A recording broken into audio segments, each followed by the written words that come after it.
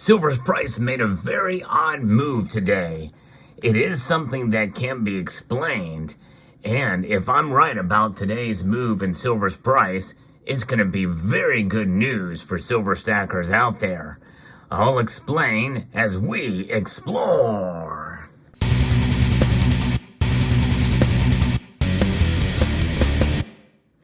It's also very important to understand the way these markets move and what moves the markets. We are going to see some volatility, I think, this week based off of what I'm going to be reporting here. But silver's price did make a very odd move, a very weird movement compared to gold. Gold is key here because the gold to silver ratio is something that we're seeing narrow fairly dramatically today. It's not very often that gold and silver move in exactly the opposite direction. And that's what happened today. And that's what's so strange. Gold actually went down a full percentage point to down $23.60 moments before the markets close here to $2,337.10. Although silver has actually moved up. It moved up a quarter of a percentage point to $28.30. It did get up as high as $28.44 today, whereas gold has been down. Now, what's behind this move? Well, before we get there, let's first talk about gold's move to the downside. Why did gold pull back? Well, it's in anticipation of crucial U.S. inflation data, which is going to be coming out soon. It'll offer insights into the timing of what the Federal Reserve's initial rate adjustment will be. And it was poised for its most significant daily drop, what we saw today, in about 2 weeks for gold. So it's a pretty big deal that gold fell, but yet silver held its own today. The U.S. is anticipated to release the producer price index data tomorrow on Tuesday, with the consumer price index following on Wednesday. Both numbers are very important. Gold prices are seen trading lower amidst essentially profit taking and weighted by a stronger U.S. dollar as focus turns on U.S. inflation data and the Federal Reserve Chairman's comments, which will come later in the week. And we look and see what the dollar index is doing. It is indeed actually down a bit as I record this video, but yet silver still remains high. And I'm going to tell you exactly why this is occurring here, because I believe there's more of what's going on outside of what the policy is with the Federal Reserve and inflation and all that is actually bullish for silver's price. And this is something where, in a rare case, where silver is essentially flicking off its middle finger to all the other market data that's out there. And this is good news for sure. The markets are pricing in at about a 65 to 67% chance of a rate cut at the Fed's September meeting. Any signs of cooling inflation would push those bets higher, but a higher reading would push back rate cuts expectation to possibly a November meeting. And so we got to find out and see what's going on there. And with its anticipation to release a producer price index and the consumer price index, and there is a poll that Reuters did that median projections suggest that core consumer prices are expected to increase by 0.3% in April, down from the 0.4% rise recorded in March. This is anticipated to result in a decrease in the annual rate to 3.6%, which is where I thought it was last time. Last week, gold saw an increase of over 1% after the release of weak jobs data, bolstering expectations of a potential U.S. rate cut within the year.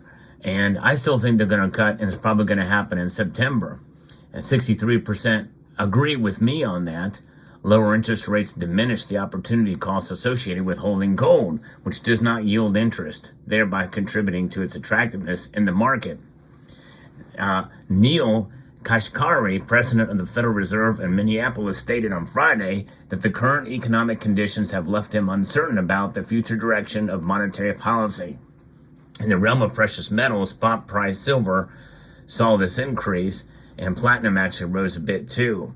But how does that explain why silver is up and gold's down, especially by such a seemingly wide margin? I think it has to do with copper prices.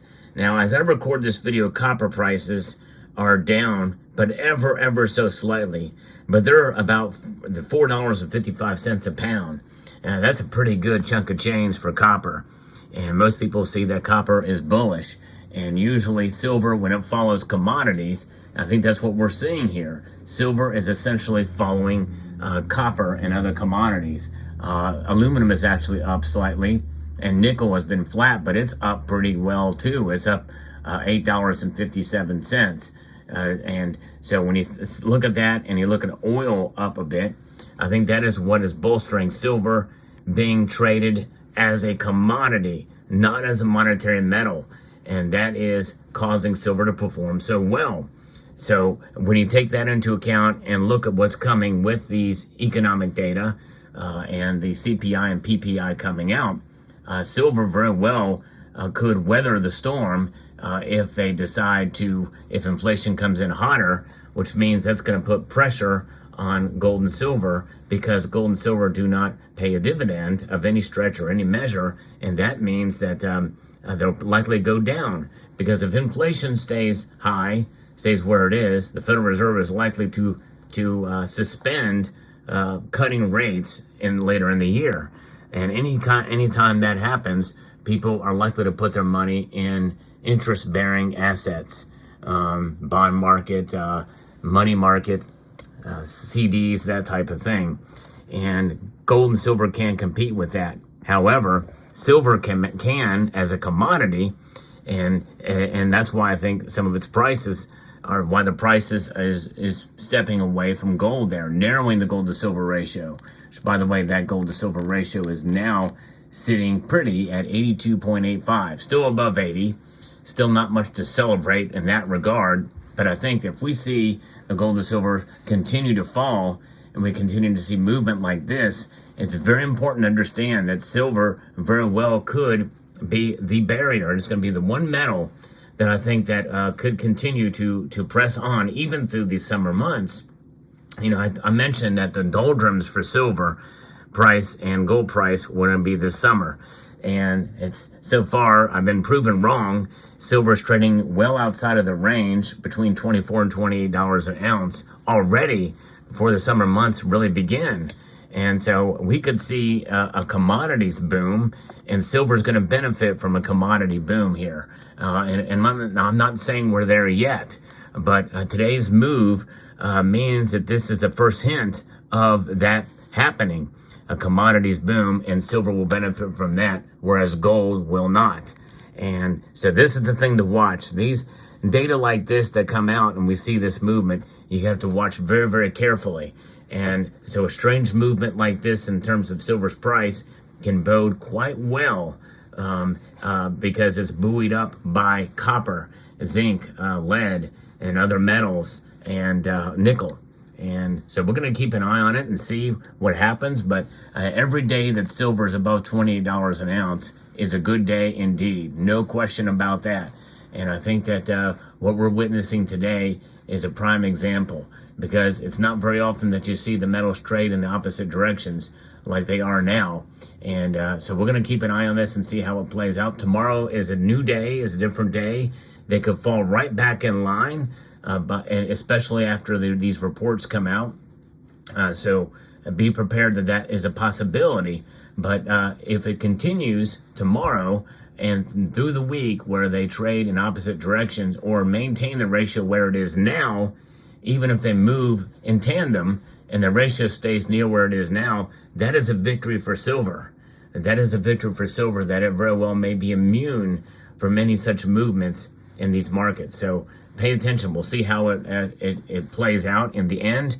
But that is your market report. If you enjoy videos like this where I give you the latest news with regards to silver and its price action, I hope you will consider subscribing to the channel if you haven't done so already, and pressing that like button if you find value in the content that I provide here for you.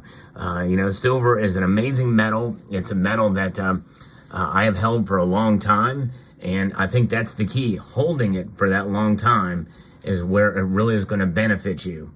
It's going to benefit you in two ways: providing a savings account outside of the system from which we find ourselves apart, the monetary system, the Federal Reserve System, where these continue to fall in value, and these metals, silver and gold, maintain value over the long course of time. And some of the silver that you see here has been purchased for under $10 an ounce.